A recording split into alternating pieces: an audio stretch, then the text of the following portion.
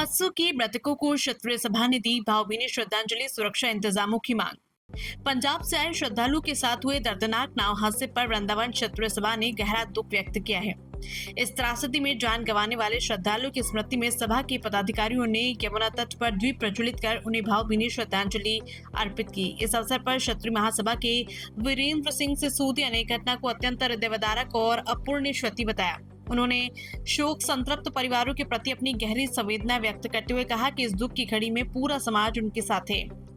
श्रद्धांजलि सभा के दौरान संगठन ने स्थानीय प्रशासन से यमुना में श्रद्धालुओं की सुरक्षा को लेकर कड़े कदम उठाने की मांग की। सभा के सदस्यों ने जोर दिया कि भविष्य में ऐसी किसी भी अनहोनी को रोकने के लिए नाव के संचालन और सुरक्षा मानकों की नियमित निगरानी सुनिश्चित की जाए। वृंदावन से धर्मेंद्र की रिपोर्ट।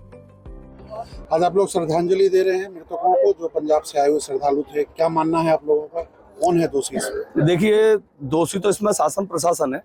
2024 में एक प्रस्ताव पारित हुआ था निगम के अंदर, जो प्रस्ताव में ये लिखा हुआ था कि जितनी भी यहाँ नौकाएं चल रही हैं और बाकायदा उसमें 12 यानी कि 18 कुछ नियम है और नियमों के तहत एक प्रस्ताव पारित हुआ। उस पारित प्रस्ताव में ये था कि जो सेफ्टी जैकेट है वो पहना के यात्रियों को यहाँ पर तीर्थ के हिसाब से घुमाया जाएगा। तीसरे नंबर, जितनी भी नौकाएं हैं उनके लाइसेंस बनेंगे, उनमें जो एक्सपर्ट इन स्टीमरों को चलाने वाले व्यक्ति होंगे वो ही इन पर रखे जाएंगे और इनकी मंथली भी होगी या महीने सालाना होगी। लेकिन ऐसा आज तक निगम ने कहीं भी इनकी कोई जानकारी नहीं की, इनके कोई भी जांच नहीं की कि किन पर लाइसेंस है और किन पर नहीं है। हम ये नहीं कहते कि नौका और स्टीमरों को बंद कर दिया जाए, क्योंकि ये यहाँ के मूल निवासी हैं, इनका हक बनता है कि अपनी नौका विहार करके अपना जो है जीवन यापन कर रहे हैं। ये मूल निवासी हैं, हम इनका हक छीनना नहीं चाहते। यहाँ पर जैसे कि एक क्रूज, एक सफेद हाथी यहाँ पे खड़ा कर दिया गया इस शासन प्रशासन के द्वारा। ये सबसे बड़ी बीमारी है इस जो है दुर्घटना की। जो ये पुल देख रहे हैं, पॉटन पुल, इस पुल को योजना तहत तोड़ा गया। जो सामने आप देख रहे हैं, अगर चाहो तो आप अपनी जो है घुमा के दिखा सकते हैं। इसमें जो मशीन चल रही है उसको पॉपलाइन कहते हैं, जो गंगा यमुना के अंदर चलाना कहीं भी प्रस्तावित नहीं है। यहाँ से लेकर सुप्रीम कोर्ट तक इसका आदेश है, इस पर बैन लगा हुआ है। तब भी ये 8 साल से मशीन बरकरार हमारे वृंदावन जमुना मैया के अंदर चल रही है। बेलवन से लेकर इसने पानीगाम खादर तक सबको खोखला करके डाल दिया, लेकिन इस पर शासन की कोई सुनवाई नहीं। उस दिन भी इस मशीन को निकालने के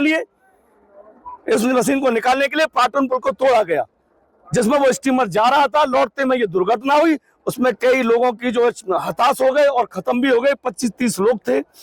हमें दुख है, पंजाब के रहने वाले वो लोग थे। बहुत बड़ा दुख है कि इतनी बड़ी दुर्घटना मेरी करीबन 50 साल की उम्र होने पर आ रही है। मेरे जीवन काल में अपने केसी घाट क्षेत्र में और क्षेत्र में सुनने को और देखने को पहली बार मिली। हमारे ब्रजवासियों को इसके लिए सबसे बड़ा दुख है और हर ब्रजवासी की जुबान पर दुर्घटना के लिए बहुत बड़ी संवेदनशीलता बनी हुई है।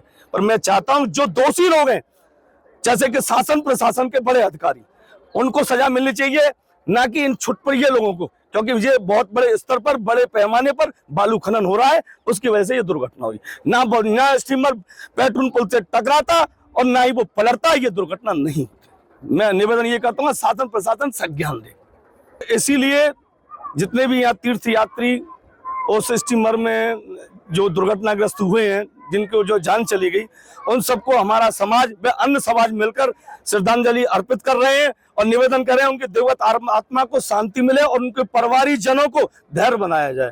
बहुत बहुत हम राधा रानी और बाकी बिहारी जी की आस्था रखते हैं कि इनकी कृपा की जाए।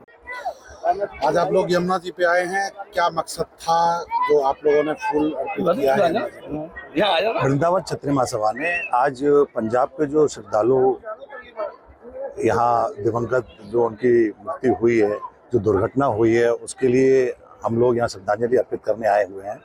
और वृंदावन में ये जो घटना हुई है, ऐसी घटना कभी वृंदावन में नहीं हुई। हमारा उनके जो पंजाब से श्रद्धालु आए हुए थे उनको श्रद्धांजलि अर्पित है। उनके परिवार के लिए हम सांत्वना देंगे और बिहारी जी से ये प्रार्थना करेंगे कि ऐसी घटनाएं वृंदावन में ना हो। ये जो घटना हुई है, इसके पीछे कुछ ना कुछ चीज़ें तो हैं जो सुनने में आ रही हैं कि यहाँ की जो बालू है उसका खनन हो रहा है, यहाँ काफ़ी गड्ढा हो गया है।